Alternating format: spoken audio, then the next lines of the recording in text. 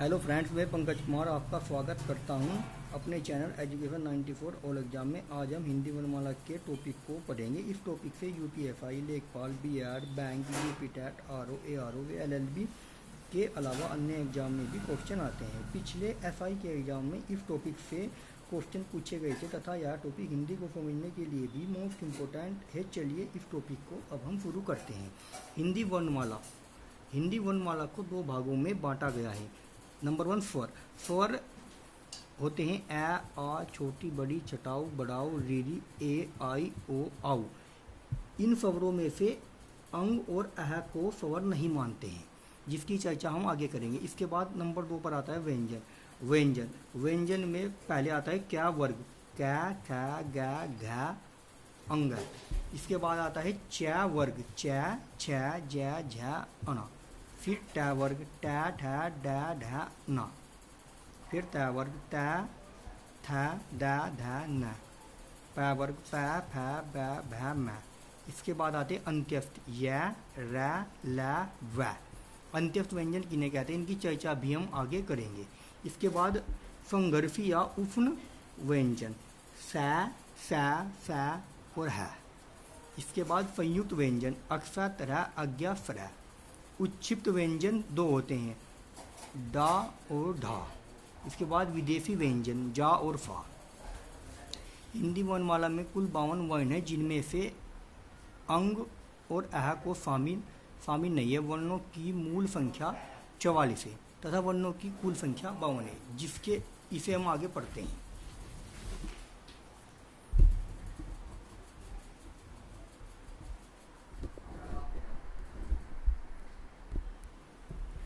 अब हम कुछ हिंदी की कुछ डेफिनेशन को समझते हैं। जैसे वर्णमाला किसे कहते हैं? व्यवस्थित वर्ण समूह को वर्णमाला कहते हैं। जैसे ए के बाद आ आता है, का के बाद खा आता है, च के बाद छ आता है, इसी प्रकार। इसके बाद स्वर, जिन वर्णों का स्वतंत्र अस्तित्व होता है तथा इनके उच्चारण में कम समय लगता है। ऐसे वर्ण जिनका अपना अस्तित्व स्वतंत्र होता है और जिनके उच्चारण में कम समय लगता है, जैसे ए, आ, छोटी, बड़ी, चटाऊ, बड़ाऊ आदि स्वर है।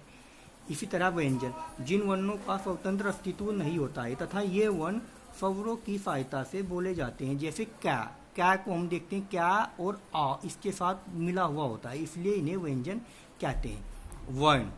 वर्ण किसे कहते हैं?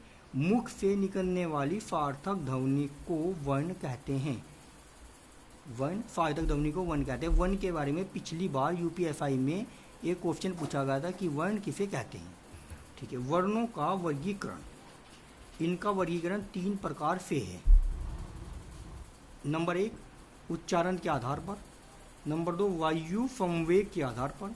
नंबर 3, तारकता के आधार पर। अब इसे डिटेल से पढ़ते हैं। उच्चारण के आधार पर संपूर्ण वर्णों को 2 भागों में बांटा गया है। नंबर 1 स्वर, नंबर 2 व्यंजन। नंबर 1, अब स्टार्ट करते हैं स्वर। स्वर के मुख्य 2 तथा कुल 4 प्रकार हैं। स्वर, नंबर 1 हर्ष स्वर, नंबर 2 दीर्घ स्वर, नंबर 3 संयुक्त स्वर, नंबर 4 प्लुत स्वर।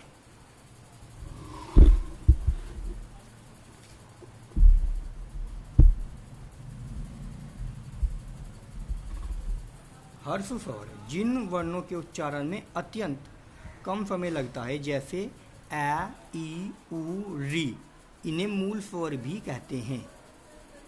नंबर 2 दीर्घ स्वर, जिन वर्णों के उच्चारण में हर्ष स्वर से दुगुना समय लगता है, इनकी मूल संख्या 3 है तथा कुल संख्या 7 है। जैसे आ, ई, उ। इसके बाद नंबर 3 पर आता है संयुक्त स्वर, जो स्वर वर्ण या 2 स्वर वर्णों से मिलकर बनते हैं, इनकी संख्या 4, जैसे ए, आई, ओ, आउ। कुछ विद्वान दीर्घ स्वर एवं संयुक्त स्वर को एक ही मानते हैं, इनकी संख्या 7 है। संयुक्त स्वर, ए, जब ए के साथ हम आ या आ प्लस ई या बड़ी मिलाते हैं तो ए बनता है।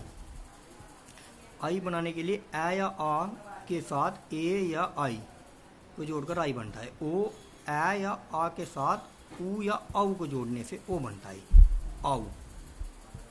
ए और आ प्लस ओ या औ को जोड़कर औ बनता है। प्लुत स्वर,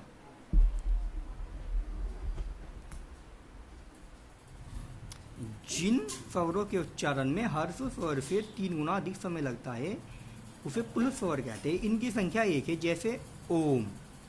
ओम 3 को बोलने में 3 गुना अधिक समय लगता है अन्य स्वरों की अपेक्षा। नोट, अंग और आहा को न तो स्वर मानते हैं और न ही व्यंजन मानते हैं। इन्हें अयोगवाह या नपुंसक कहा जाता है।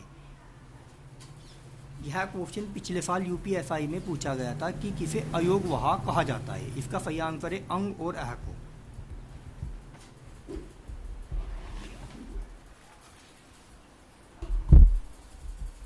कुछ इंपोर्टेंट नोट्स, जैसे अंग को अनुस्वर, अह को विसर्ग और अ को शहीद वर्ण भी कहते हैं। नोट, दीर्घ री एवं लर को स्वर में शामिल नहीं करते हैं, परंतु कुछ विद्वान इन्हें स्वर मानते हैं।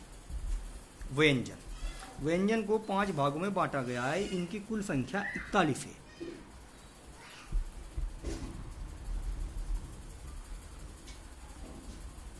व्यंजन, नंबर 1 स्पर्श व्यंजन, नंबर 2 अंत्यस्थ व्यंजन, नंबर 3 उष्ण व्यंजन, नंबर 4 आगत या विदेशी व्यंजन, संयुक्त व्यंजन। स्पर्श व्यंजन, जिन वर्णों के उच्चारण में कंठ, तालु, मूर्धा, दंत, ओष्ठ आदि का अधिक प्रयोग होता है उन्हें स्पर्श व्यंजन कहते हैं। इनकी कुल संख्या 25 है तथा मूल संख्या 16 है।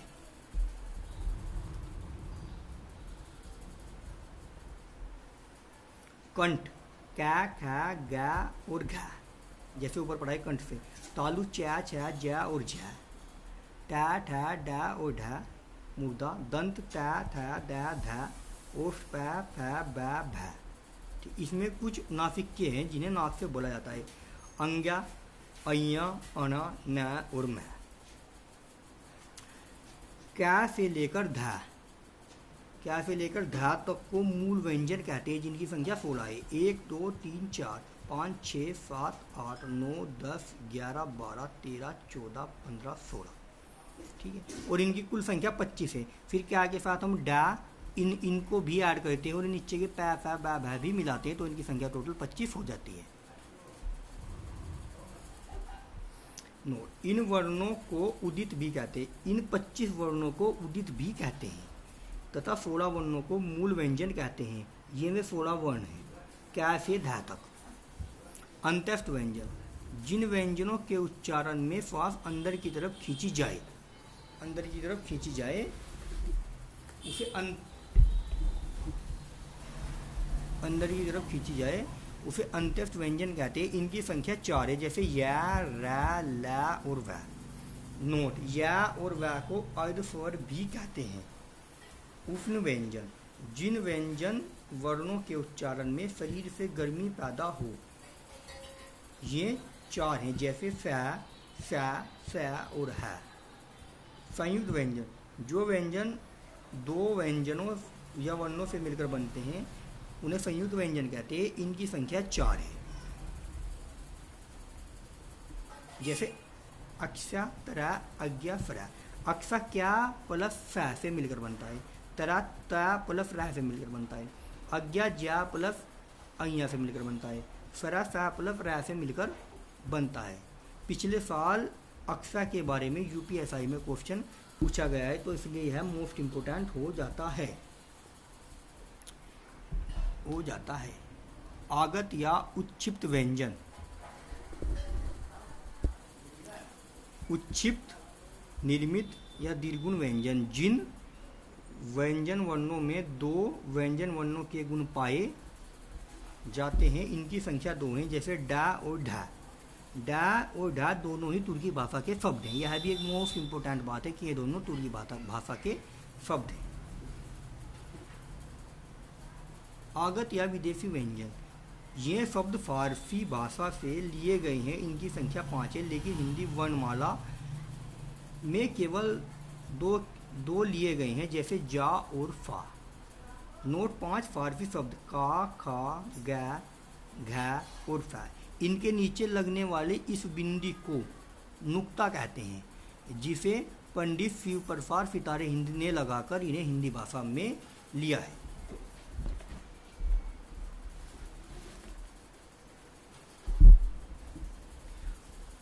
अंग्रेजी भाषा का शब्द ओ भी हमारी वर्णमाला में शामिल है। वायु संवेग के आधार पर व्यंजन के प्रकार को हम कल डिस्कस करेंगे। अगर आपको हमारी वीडियो अच्छी लगती है तो इसे लाइक करें, शेयर करें और हमारे चैनल को सब्सक्राइब जरूर करें। धन्यवाद।